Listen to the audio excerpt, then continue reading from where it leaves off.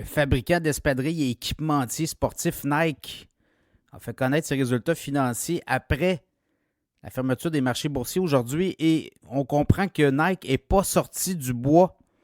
C'est très difficile pour Nike depuis, je vous dirais, quelques trimestres. Nike a cartonné pendant la pandémie et par la suite, on s'est assis là-dessus.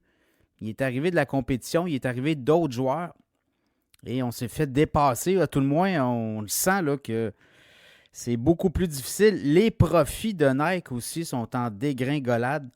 Alors, on a eu les résultats pour le dernier trimestre. On a fait 11,1 milliards de revenus. Les analystes s'attendaient à 10,7. On a battu les analystes.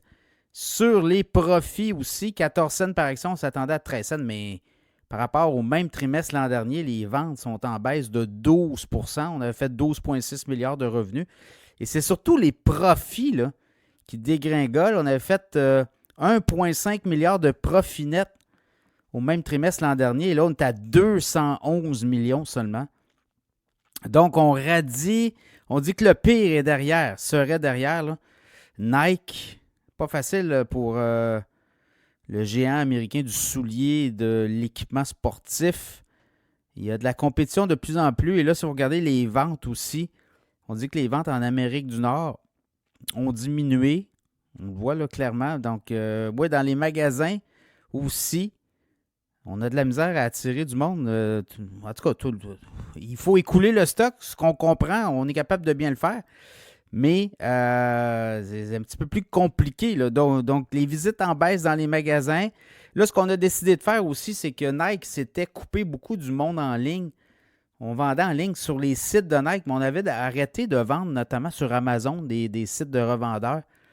Et là, on a décidé de revenir sur Amazon. On a décidé de revenir dans des grands sites de vente, des espèces des places, on appelle ça des marketplaces, là. Des rendez-vous où il y a beaucoup d'acheteurs potentiels. Donc, ça, c'était quelque chose de Nike a raté là, cette occasion-là après la pandémie. On s'était un peu assis sur nos lauriers. On prenait pour acquis les ventes. Et par la suite, l'après-pandémie a été très difficile pour Nike. Et là, si vous regardez là, je regarde au niveau Amérique du Nord, les ventes sont en baisse de 11 %, 4,7 milliards de revenus.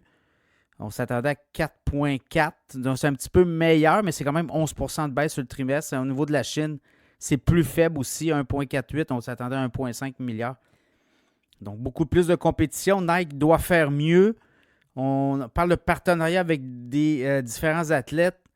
Et là, on va regarder aller les choses pour Nike qui devra livrer, mais on dit que le pire. On a radié, on a fait le ménage, qu'on dit. Vous le voyez, là, 211 millions de revenus. En fait, de profit net sur le dernier trimestre, c'était 1,5 milliard le même trimestre l'an dernier. Donc voilà, Nike, les analystes, ce qu'ils disent, l'action 62,54, ça va être un titre à surveiller qui pourrait rebondir. On regarde un an, le titre à 94. Et là, on est descendu à 55. Et là, on est à 62,54. Les cibles, il y en a 80, il y en a 75, il y en a 53, mais il y en a 120.